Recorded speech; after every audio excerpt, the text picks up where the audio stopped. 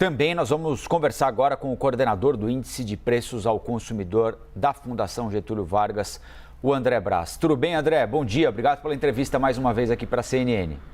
Olá, bom dia, tudo bem?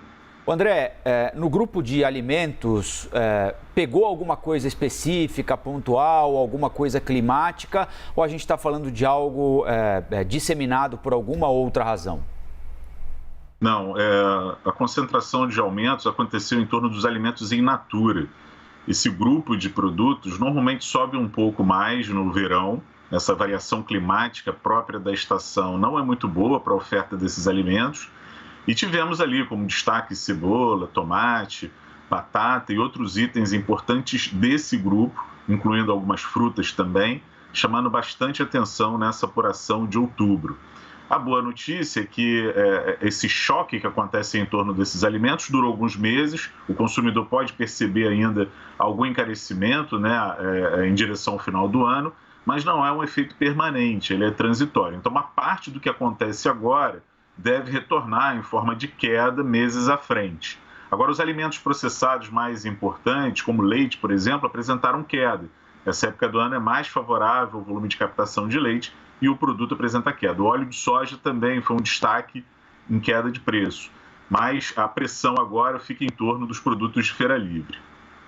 André, meu bom dia também para você. Um dos itens também que ajudou a puxar para cima foi transporte, depois de 2 meses em que ele tinha sido o grande herói, né, da deflação, meses de deflação, e agora a gente vê a inflação voltando a subir. Acabaram os efeitos daquelas medidas de redução de impostos sobre gasolina, sobre diesel, sobre gás também, André? A gente já passou desse momento e agora projetando para os próximos meses?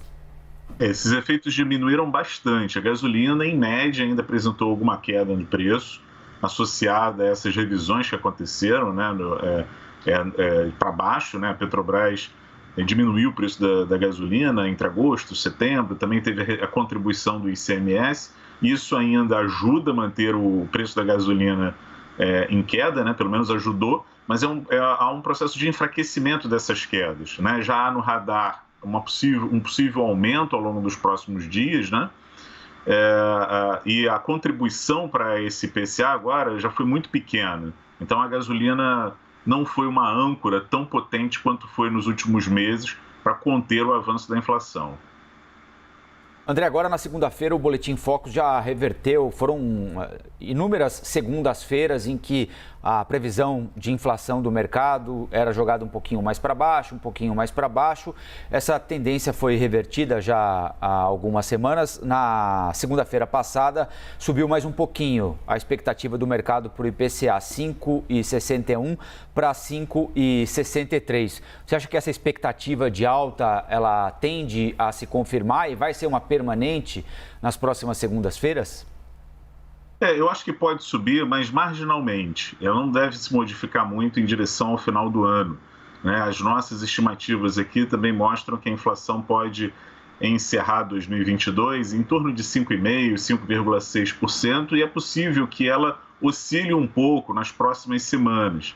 Mas não deve, a inflação no final desse período, de 2022, não deve ficar muito distante do que mostra o Boletim Focus nesse momento.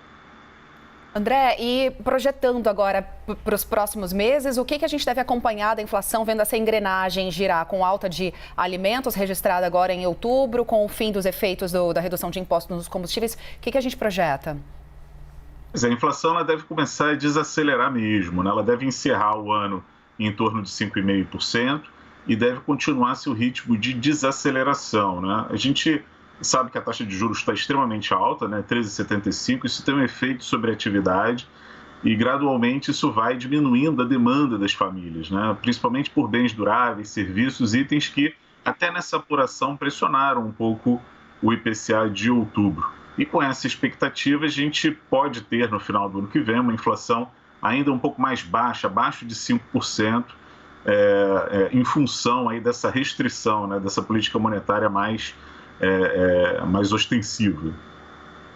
Bom, a gente conversou com o André Brás, coordenador do Índice de Preços da Getúlio Vargas. André, obrigado mais uma vez pela atenção com a gente aqui e um bom dia para você.